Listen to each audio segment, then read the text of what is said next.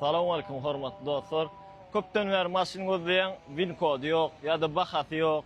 Açyk gorkodan arkaly men size şu maşynyň WinCode'uny bahasyna ýokarda ýazyp goýdum. WinCode degim hemme zadyny aýtyp berjek, bir takminan rashodyny aýtyp geçen.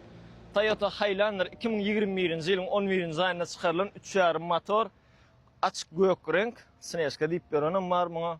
Açyk göýek renk premo motorunyň massany. L plus 3.5 motor 98.000 mil geçip duran. Maşynyň prem öňünden udary ýok, gapdalyndan bar, çep tarap gapdalyndan.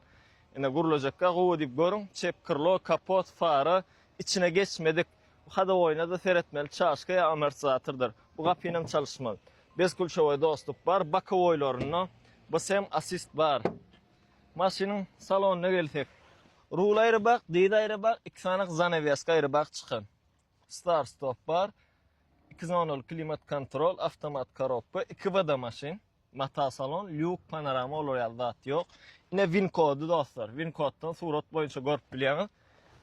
Ikinji rýadym bitewsizdiýeni. Wat inserman konteynerden häzirjek geldi maşinimiz. Şu açyk düşdi. Maşynyň başga ýerine zat ýok, diňe öň çep tarapynda gorkadan udarym, izinni, sagynda hiç şeýlek ýok. L plus olup gidýär. Bagajym elektron nasyp ýapylýaşyň. Öňünde de protiv tumanka bar, bakowoýlaryna basem assist bar. Duran ýer darrak WinCode'ny goýdum, suratyny görýän. Şu maşynyň şu ýagdaýyna bahasy uja ýazylgy, aşagda telefon belgide WhatsApp, imo bar. Habarlaşsaň, näme rasol çykýar, aýnasy näçe dapçaklar, näçe aýtyp beren ýeke-ýeke. Esasda kim nereden kimden näme maşyna alsa nesip etsin. Janyňyz sag bolsun.